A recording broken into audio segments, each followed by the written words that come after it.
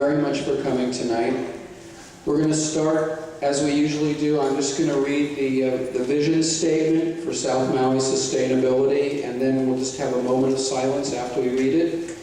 A couple of short announcements, and then we'll turn it over to Neil to tell us how we can make our state more sustainable in a big hurry.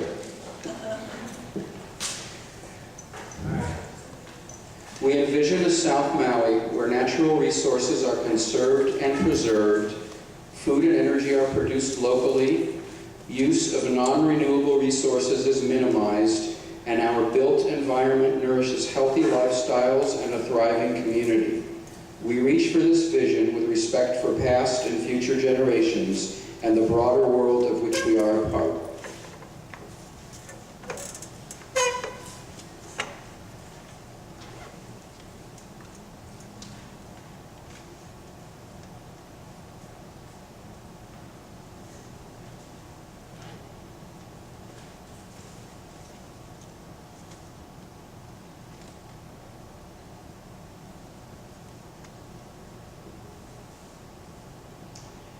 Okay, next thing it says here is bathrooms. Sorry to go so mundane after that, but the bathrooms are through that door and then to the right and then to the right again.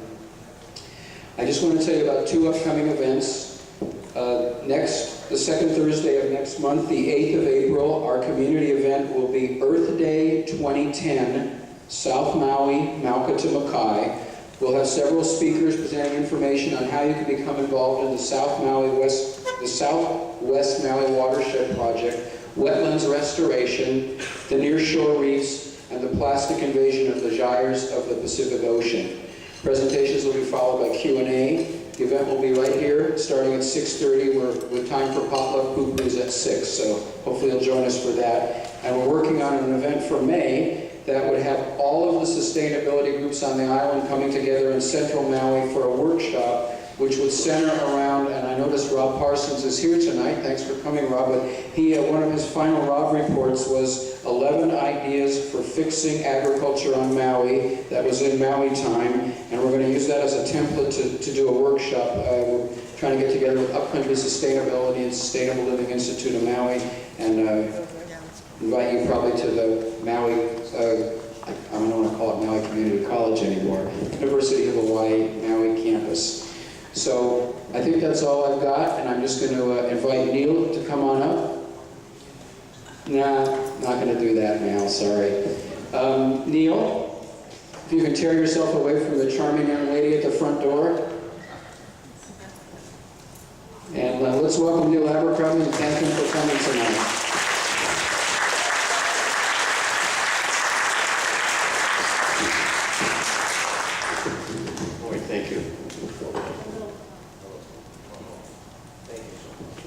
Thank you very, very much. Aloha, everyone. Great to see you all this evening. I think I'll just sort of sit here, if that's okay. I want to refer to a couple of notes, just to make sure I get some of the facts correct. It was interesting for me to listen to the mission statement tonight, because I thought, I wonder what I'm going to talk about now. Because I thought, well, the mission statement pretty much covers what I would be not so much advocating for, but what I think needs to be addressed regardless of who was in the executive position. I want to make sure all of you know that I recognize that this is the South Maui Sustainability group, and I'm not here to give a political speech in the sense of an advocacy for myself or anything else. You know I'm a candidate. There's a couple, I have a little card there at the front if anybody's interested in pursuing, getting in touch with us as a campaign. It's out there, and you'll be able to do it. By way of full disclosure, Kelly King's here tonight, one of my vice chairs of my campaign. And so there are folks here that are involved in the political campaign.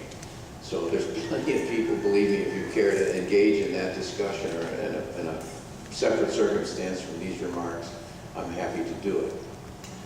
But that said, by way of full disclosure, that the questions that are explicit, I think, in the mission statement have to be answered, have to be addressed, if not answered, because we may not know what the answers are right now, or what the solutions, or even necessarily the way forward at this point is.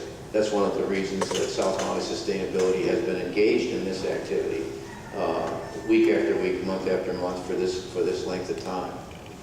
I think it's so it's clear to me that this is going to have to be addressed whatever the political circumstances. Now the question is, will it be?